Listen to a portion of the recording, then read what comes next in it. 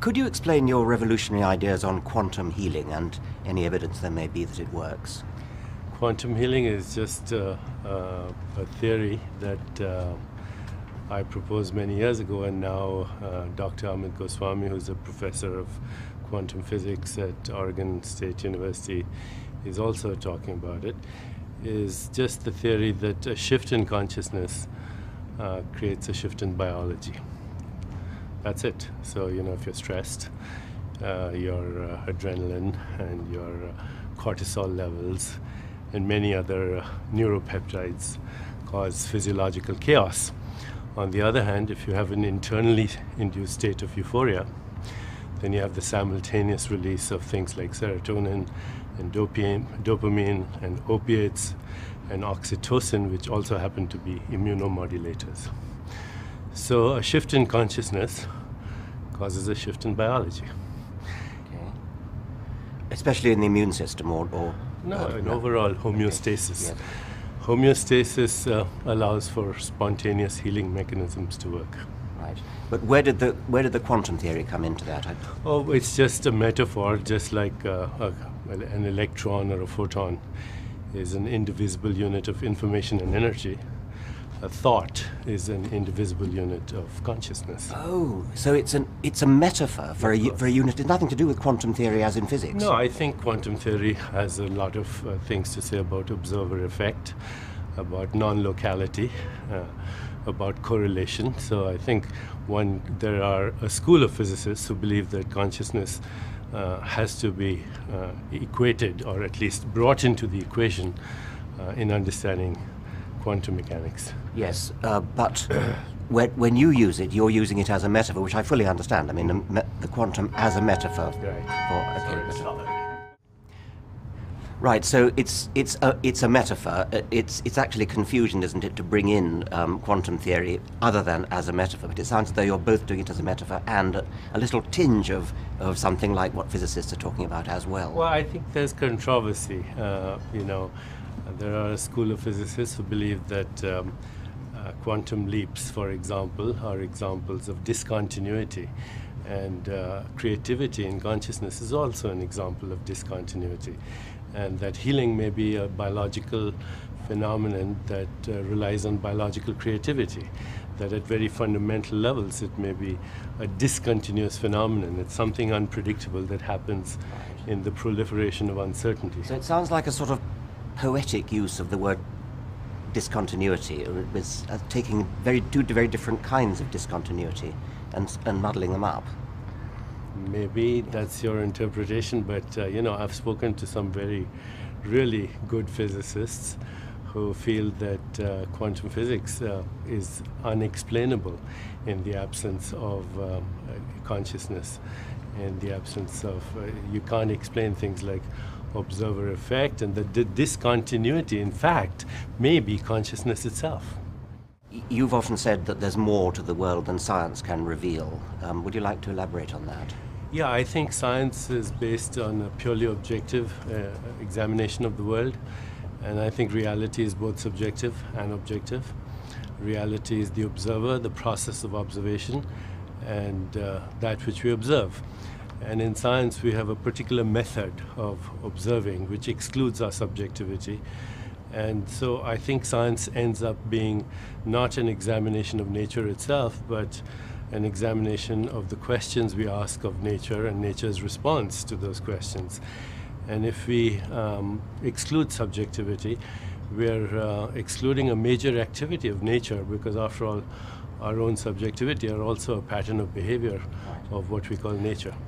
Would you accept that although in the activity of curing as a healer you can be subjective, but when you want to test and demonstrate that your methods work, that there you have to be objective and use scientific methods? I think we may have to revise our protocols there, because the purely objective method of studying, say, medical outcomes excludes the very thing we are talking about, and that is consciousness. You can have two patients who have the same disease, they see the same physician, they have the same treatment, and they have completely different outcomes, some of which, of course, can be explained through genetics, but a lot of it is really inexplicable unless you include the subjectivity of the patient-doctor interaction, the phenomenon of limbic resonance, which is emotional bonding between healer and the one being healed, which actually is now known to result in homeostasis, which is a very important part of the healing process. Nevertheless, if you were to get 1,000 patients and divide them up into two groups, and half of them are treated by limbic resonance or quantum healing, whatever you like, and the other half are treated by the sort of conventional medicine that you learned originally as a doctor, wouldn't you think there's an interest in detecting any difference between the effectiveness of those two treatments objectively? There is, except that even in those cases, 30% of responses are what are called placebo responses. And, even though we try and control for placebos, you can't, because you really don't know what is happening in a patient's life, whether he's in the midst of a stormy divorce, or his children have sickness, or he's lost his job, all of which are very crucial determinants in the outcome of a disease. You can't control everything for every patient, but nevertheless, you can't control 90% of what's happening in a patient's life. I mean, you presumably do believe in controlled trials. I believe that as we move into the future of clinical investigation, we'll have determinants of states of consciousness and then control trials in those states of consciousness. Because unless you include consciousness as a very crucial factor, it's impossible to have a fully mechanistic approach to healing. How do you respond to skeptics who say that your methods are not proven? My most usual response to skeptics is, I don't believe you. No, I'm not being facetious, but I think you can never convince a skeptic. A man convinced against his will is of the same opinion still, as the phrase goes. But I would say that there are over several thousand studies in really good medical journals that now concretely establish the role of subjectivity in the healing phenomenon. I'm sure that's right, because subjectivity would include psychosomatic medicine, would include the placebo effect, which is undeniable. But subjectivity has an enormous role in infections, because infections are related to compromised immune systems, which have a lot to do with human suffering. Cancer, which has a lot to do with compromised immune systems, which again have a lot to do with suffering. Suffering, 90% of suffering is subjective. You can have two people exactly the same amount of injury, and they have completely different internal feelings. Now we have to say that these internal feelings have very specific biological consequences. I don't doubt that for a single moment, and I think that most doctors would accept. And I think there are many scientific studies that show that patients, who are waiting for Christmas will not die till Christmas happens. Yeah, I'm sure that's right. So on. So very important for any doctor to take into account subjective influences. That's undisputed. I suppose what is a bit more worrying is the use of, I don't know whether to call it mumbo jumbo or I think, false terms. if you don't understand language, you call it mumbo jumbo. Well, the ancient shamans used language that nobody understands. Science uses Latin mumbo jumbo that nobody understands. The question is whether so you're using when you're language. talking about something that's different, you have to use a vocabulary. Yes. And if people are not familiar with the vocabulary, it sounds mumbo jumbo. Yes, but what if it's deliberately using language that the patient doesn't understand in order to... I think it's very important to make the patient understand. That's one of the big failures of modern medicine, and the disgruntlement in people with modern medicine, because they don't understand what the doctor is talking about. So anytime a new vocabulary is used, it's very important to make it understood. Yeah. But every time you use a word like quantum healing, which sounds terribly scientific. I think I'm able to explain it. The only people who criticize me are who actually don't have the experience of what we're talking about. And the response from nobody in the lay public calls it mumbo jumbo. Only the aficionados in the world of quantum physics have somehow hijacked the word for their own use. Oh, okay. So they've hijacked your word I quantum. think what happens is that there are fundamentalists, both in science and in religion. And, like right now, the word intelligent design has been hijacked by both the religious fundamentalists and the school of evolutionists who only use it, to to attack any form of creativity other than simple adaptation. And you're the world's expert who's talking about memes and other things that influence society, which are really examples of what consciousness can do. Is there a danger that you're giving credibility to old superstitions that are now outmoded? I think I'm trying my best to explain wisdom traditions, and there is a lot of superstition in old traditions that needs to be discarded. I look at healing traditions from all over the world, and I would say that 80% of it is superstition and should be discarded. But the perennial philosophy, of which Aldous Huxley spoke of, stands on its own ground and has a worldview which is very holistic, that if we really understood it, we wouldn't have all the eco disasters that we are having, and the totally mechanistic approach that human beings are here to conquer nature and not to be an expression of it. So if you reject 80% of it, how do you decide which is the 20% that you accept? Well, as I go through my experience and my experience of patients and my readings, I look at what really could be explained with our current understanding of cosmology or biology or evolution or mind-body connections, or the role that consciousness plays in evoking biological responses. Really the major difference between, say, what I say and the reductionists say is that mechanisms cannot explain origins of disease, and to have a purely mechanistic approach, here's an infection, use the antibiotic, here's a cancer, use the chemotherapy. This mechanistic approach has led to a lot of disasters. And this morning's newspaper, I read that 10,000 people die in the UK every year as a result of adverse reactions to drugs. And it's also true that 80% of the drugs that we use are of optional or marginal benefit, that 36% of patients in hospitals suffer from iatrogenic disease, that disease patients have because they went to see a doctor.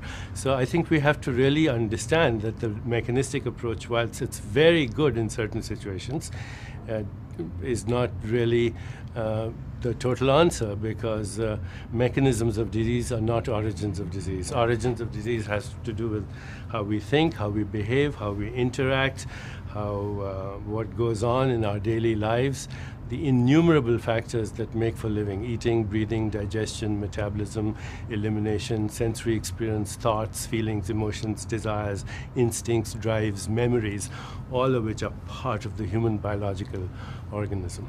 I'm sure we'd agree that there's an awful lot we don't understand, and science's quest is to try to sort out, to tease out those bits that we don't understand Science and work has become out. so arrogant in its premise that it has all the answers in a mechanistic approach, that it has, whilst it has gotten rid of lots of things like polio and malaria and tuberculosis in many parts of the world, we are now seeing the emergence of modern epidemics that are a result of some of the things that have come about through science.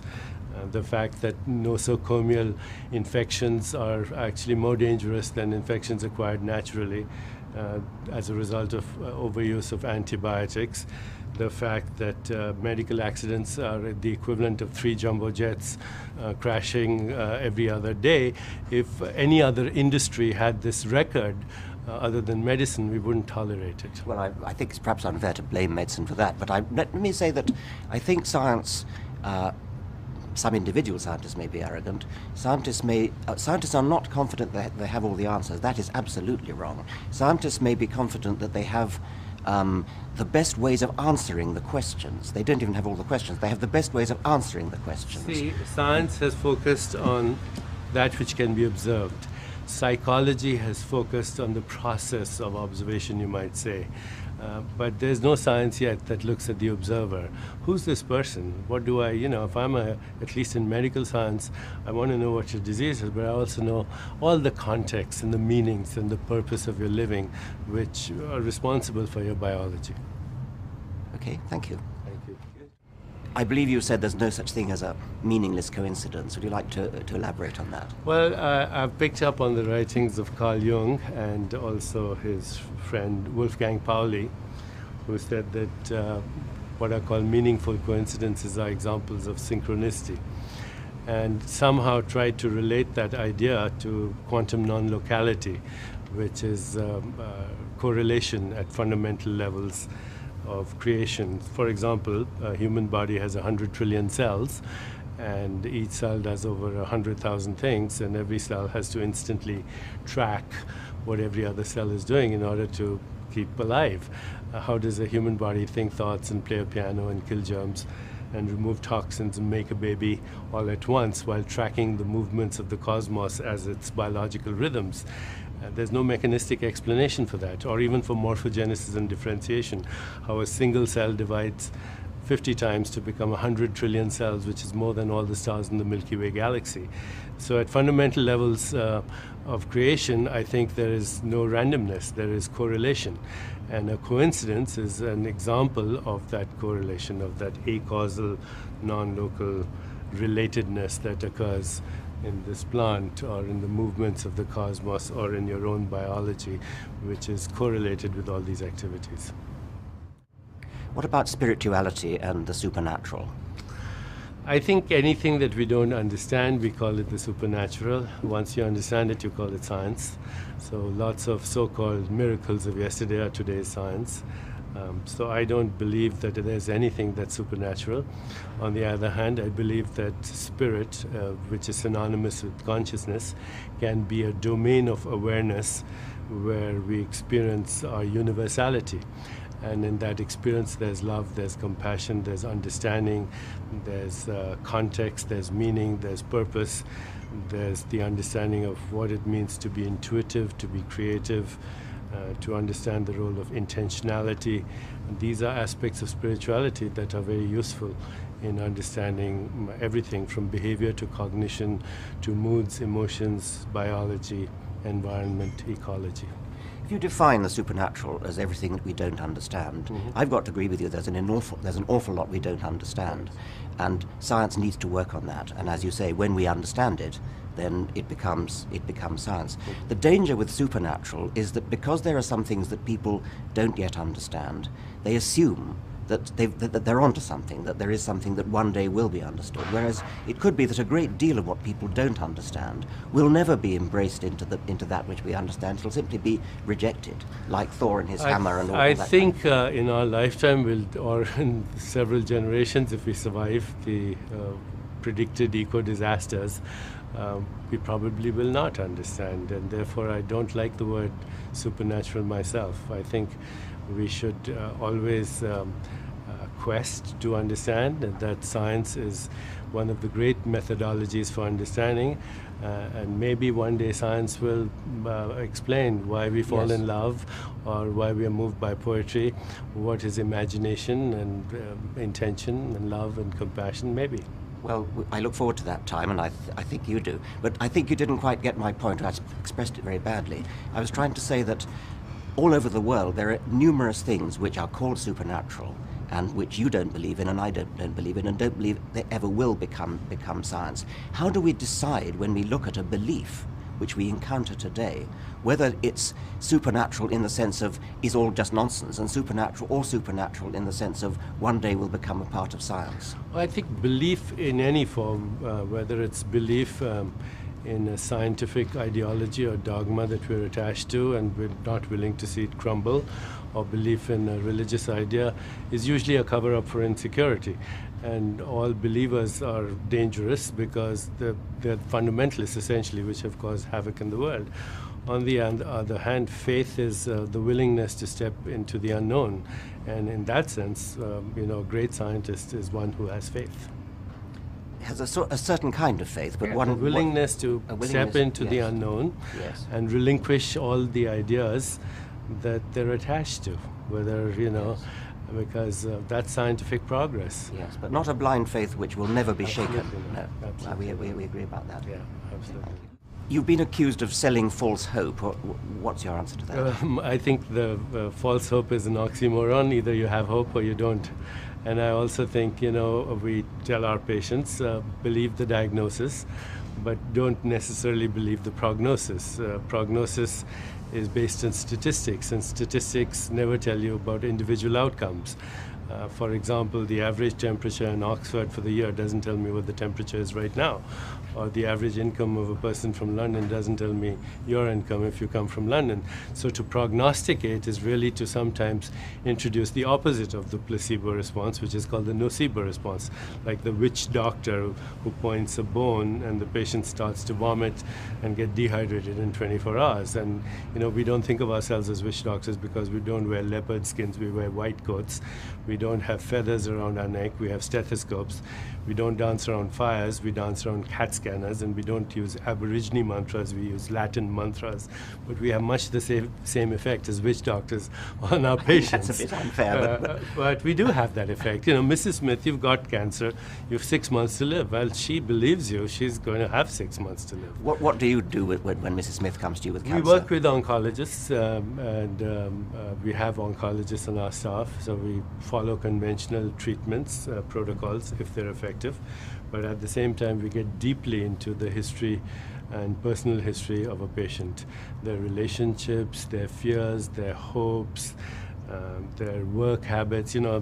It's now known that the number one time that people die in our civilization is at 9 o'clock on Monday morning because they hate their jobs. Now, no other animal has been able to accomplish this extraordinary feat. So we try and get into every aspect of a patient's life, their relationships, their job satisfaction, their inner fears, their hopes, their dreams, and then we combine it with a ritual of deep meditation, diet, massage, sometimes various herbal supplements and antioxidants, and conventional treatments, and really a lot of spiritual counseling, including the fear of death. We think that many times patients feel healed even though they may die from a disease if they learn to go beyond their personal fear of death. And you can never do that unless you have a patient have a spiritual experience. Thank you very much. Thank you. Fantastic. In the absence of consciousness, in the absence of, you can't explain things like observer effect, and the discontinuity, in fact, may be consciousness itself. You've often said that there's more to the world than science can reveal. Would you like to elaborate on that? Yeah, I think science is based on a purely objective examination of the world, and I think reality is both subjective and objective. Reality is the observer, the process of observation, and that which we observe. And in science, we have a particular method of observing which excludes our subjectivity. And so I think science ends up being not an examination of nature itself, but an examination of the question. Things to say about observer effect, about non-locality, about correlation. So I think there are a school of physicists who believe that consciousness has to be equated, or at least brought into the equation in understanding quantum mechanics. Yes, but when you use it, you're using it as a metaphor, which I fully understand. I mean, the quantum as a metaphor. Right. Right, so it's a metaphor. It's actually confusion, isn't it, to bring in quantum theory other than as a metaphor. But it sounds as though you're both doing it as a metaphor and a little tinge of something like what physicists are talking about as well. Well, I think there's controversy. There are a school of physicists who believe that quantum leaps, for example, are examples of discontinuity. And creativity in consciousness is also an example of discontinuity. And that healing may be a biological phenomenon that relies on biological creativity. That at very fundamental levels it may be a discontinuous phenomenon. It's something unpredictable that happens in the proliferation of uncertainty. So it sounds like a sort of poetic use of the word discontinuity. It was taking two very different kinds of discontinuity and muddling them up. Maybe that's your interpretation, but I've spoken to some really good physicists who feel that quantum physics is unexplained. Could you explain your revolutionary ideas on quantum healing and any evidence there may be that it works? Quantum healing is just a theory that I proposed many years ago, and now Dr. Amit Goswami, who's a professor of quantum physics at Oregon State University, is also talking about it, is just the theory that a shift in consciousness creates a shift in biology. That's it. So, if you're stressed, your adrenaline and your cortisol levels and many other neuropeptides cause physiological chaos. On the other hand, if you have an internally induced state of euphoria, then you have the simultaneous release of things like serotonin and dopamine and opiates and oxytocin, which also happen to be immunomodulators. So a shift in consciousness causes a shift in biology. Okay. Especially in the immune system or overall homeostasis. Yes. Homeostasis allows for spontaneous healing mechanisms to work. Right. But where did the quantum theory come into that? Oh, it's just a metaphor, just like an electron or a photon is an indivisible unit of information and energy.